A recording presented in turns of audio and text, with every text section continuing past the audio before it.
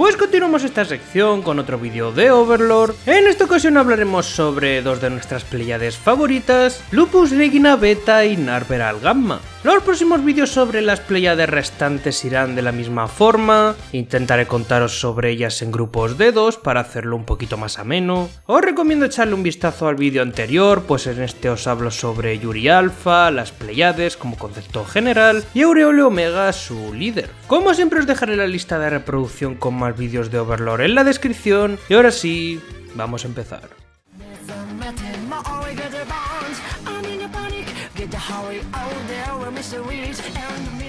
Lupus Regina Beta y Narveral Gamma son dos de las integrantes de las 6 estrellas de las Pléyades. Estas originalmente sirvieron como la última línea de defensa de la gran tumba de Nazarick y tenían el propósito de retrasar a los enemigos invasores para la batalla final de los miembros del gremio. La residencia de ambas estaría ubicada en los cuartos de servicio del 9º piso. Empecemos hablando sobre la personalidad de Beta. Beta en principio tiene una personalidad alegre, brillante y extrovertida, es sociable con todo el mundo, es amigable con los humanos, pero tal y como pasa con muchos NPCs en Nazarick, esto solo es una máscara para sus misiones que oculta una personalidad brutal y cruel hacia los humanos, a los cuales por supuesto considera inferiores. Le gusta hacer bromas un poquito subiditas de tono y tiene la tendencia a usar su hechizo de invisibilidad completa para acercarse por la espalda y asustar a la gente, ya que esto le divierte. A pesar de ser una sirvienta, no está para nada interesada en ayudar a otras personas con las tareas, a no ser que sea un asunto relacionado con los seres supremos, y de hecho prefiere mucho más que la sirvan a ella. Según Yuri Alpha, Beta es tan sádica y malvada como Solution Epsilon, y el autor Maruyama ha confirmado que en las noches de luna llena es un poco más cruel.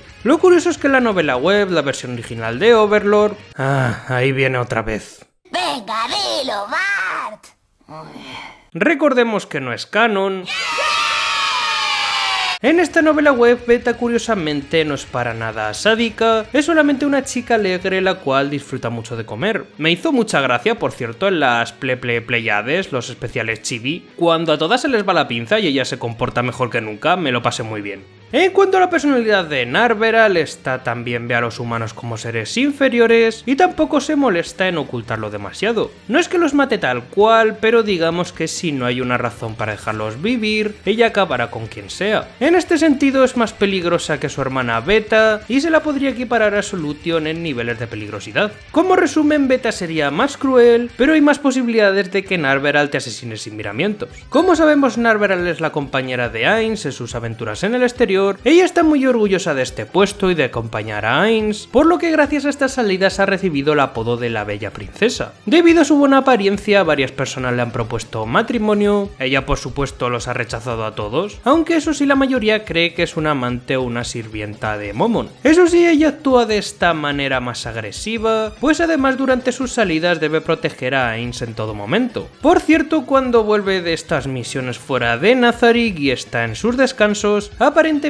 Narveral tiende a embobarse mirando un sitio en específico en el que aparentemente no hay nada. Hablemos ahora sobre sus creadores. El Rey Bestia Mekongawa, miembro del gremio Insoal Gone, es obviamente uno de los 41 seres supremos y creador de Lupus Regina Beta. Mekongawa fue miembro de Ainsoul Ghoul antes de que este se disolviera y pasara a llamarse Ainsoul Gone. Fue por supuesto uno de los seres supremos que asaltaron la gran tumba de Nazarick para hacer la parte del gremio y se llevó especialmente bien con Insikerai, el creador de Narveral Gamma. Esto además explica por qué estas dos se llevan especialmente bien. Mekongawa y él además jugaban otro VR masivo llamado Average, aunque parece que Mekongawa estaba bastante desmotivado con este y estaba pensando en dejarlo, hasta que ni siquiera se ofreció jugar con él. Este al parecer era lo suficientemente bueno para hacerle carrito. Por cierto, otro ser supremo que jugaba Average era Punit Tomoe. En Mass of the Death, el videojuego de Overlord, también es uno de los creadores del homúnculo protagonista. Maruyama, por cierto, hizo una encuesta para decidir sobre qué ser supremo nos contaría en el volumen 14, Mekongawa por desgracia quedó en el tercer lugar por delante de Whitbrim, el creador de las Maze Homunculus, y por detrás de Blue Planet. El ganador fue obviamente Lucifer, el alborotador de los seres supremos.